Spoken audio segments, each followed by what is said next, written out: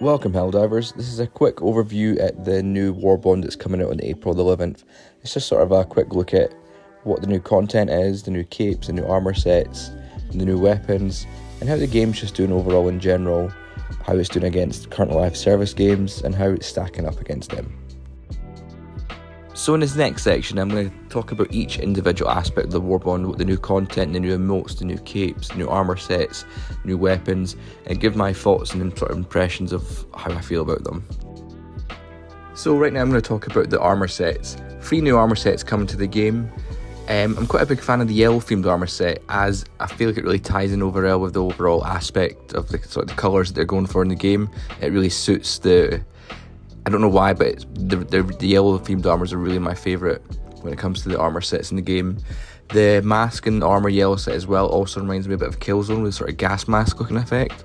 Don't know if that's just me being nostalgic for quite an old game now technically, but it really reminds me of Killzone. I'm quite a big fan of it. The other armour sets I'm not the biggest fan of, to be honest, but maybe that might change when I actually get to play them in person, see them for myself, but that's just me. Next up, the new capes. To be honest, I don't think they went really that wrong with any sort of capes they've done so far. They all look absolutely amazing. I've not really noticed any capes that are not up to a certain standard. And I do feel like, I know capes are quite a simple aspect of the game, but I feel like it does make a big difference in overall terms of how the game looks when you're playing it. Say you're in a mission, mid-mission, you've been alive for maybe 15-20 minutes, you'll notice your cape sort of rips and it's all tattered and ripped up, and it gives a sort of overall sort of atmosphere that it is a battle. You are fighting against for your life, fighting for democracy, all that sorts of stuff, and it really helps get you immersed into the game, I think, for such a small aspect of the game. Next up, we have 3 new primary weapons. So we've got the BR-14 Adjusticator Rifle, excuse my pronunciation of that. So an automatic armour piercing assault rifle. We've also got the R-36 Eruptor Rifle, a bolt action rifle that fires jet assisted shells that explode upon impact. So it looks like that's potentially single shot or fire burst, judging by the footage that's been shown. And we've also got the CB9 Exploding Crossbow.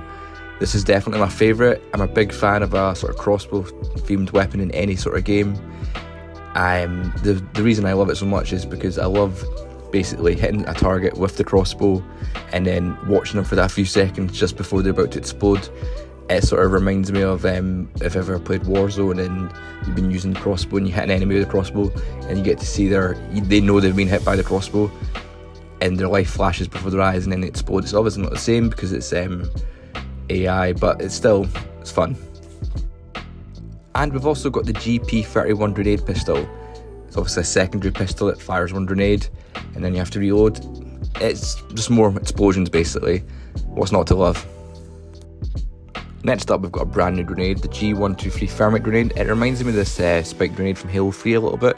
Don't know if that's just me being, again, nostalgic like the Killzone thing. It reminded me of old games, but it really looks like the same sort of type of grenade. It's a sticky grenade that burns the person on impact, which will also be fun. Good for probably group if you're getting surrounded by a couple of bugs at a time. You could probably fire it into the bugs and then get a couple at the same time killed.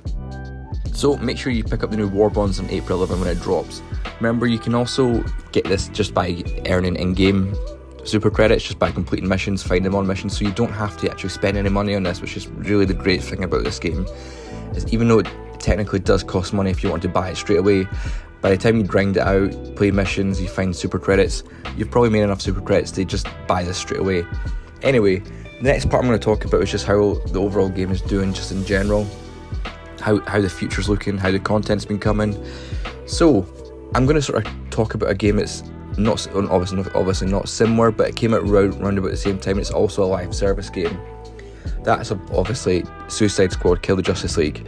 So that came out on the February 2nd, 2024, and also Helldivers 2 came out 8th of February 2024, so very similar release dates.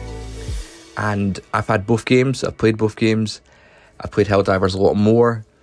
Suicide Squad Kill the Justice League for me, it was really fun at the start, the movement was good, the shooting felt pretty good, but it just kind of, you were doing the same thing over and over again. It got really repetitive, really boring, and there was no sort of it wasn't as tense as Helldivers is on a mission. It doesn't feel like you're fighting against the odds. It's just a bit really boring, to be honest, after a while.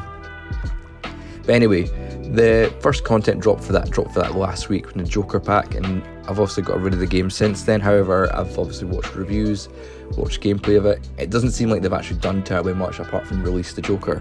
It doesn't look like they've released any new mission types. I've also know that they've just reskinned basically the Green Lantern boss fight, and it's the exact same boss fight all over again. So it looks like they are in the future going to be doing all the same boss fights, rinse and repeat. For whatever reason, I don't understand why they're doing that. Anyway, so sort of comparing that to how Helldivers 2 is going just now, is it's obviously a different trajectory both these games are on. One's doing really well in terms of player count, and one's doing really terrible in terms of player count. And also the new DLC didn't really do anything in terms of enhancing the player count for Suicide Squad Kill the Justice League. So Helldivers 2, I think it's going pretty well. I know they're sort of dropping content every so often. They've also got the Dungeon Master, which is making a big difference. I feel like that really helps push the game along when there's constant new missions. It feels like even though there's not proper story drops, even though they're sort of coming up with little bits of content, missions from the Super President, all that sort of stuff, it's really sort of driving the in-game lore, making a big difference of pushing people forward. They also did a couple last week, I think it was an in-game event of, I'm about to butcher this name, Malibon Creek Battle against the automatons. We obviously Super Earth won that, and the result of that winning, you also received an in-game cape, which is a great way to keep players interested and give them a free cosmetic for their efforts. So where I'd like to see the game go for future events, and I don't know if anyone else would like this, but this is just my opinion. Might be right, well, it's my opinion, so it can't be right or can't be wrong, really, to be honest. So I'd like to see a crossover with a couple, obviously, movies that are heavily inspired game. I'd love to see a crossover with Starship Troopers. I don't know how you could do this. Maybe you could get a couple similar armor styles that are obviously based on the movie, or you could get the actor that played Rico to maybe do a voice pack. You know how obviously you can change the voice packs in the menu. Maybe you could get the actor to do a voice pack for that, and maybe that could help. I'd also like to see a Terminator event maybe against the automatons. I think that would really push it along. Maybe some Terminators. Maybe you could get an Arnold impersonator to do an Arnold voice pack. Maybe some themed guns. Maybe some themed armor. So maybe an armor leather jacket sort of combination. But in terms of, I just would like to see something like that, a nice little crossover event for obviously movies that heavily inspired the game. But that's just me. I've ranted on quite a bit. I've kind of just rambled. To be honest, it's just me spitballing my thoughts, how the game's going, what I'd like to see in the future potentially. I'm enjoying it. I'm enjoying the ride. I'm enjoying every single time I jump in the game. Enjoy playing with randoms. I've made a few friends on it, to be honest, just playing. And I don't really make that many friends when I'm playing games. I kind of sort of silently play in the background, don't really talk to anyone.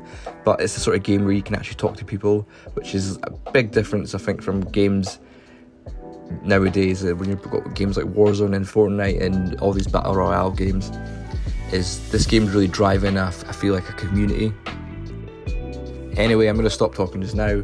If you've enjoyed this video, enjoyed my thoughts, my impressions of the Helldivers 2 Warbond, please just feel free to drop a comment, drop a like, just whatever to do to help the video, or even feel free to subscribe for more of my rant-ins, ravens and whatever.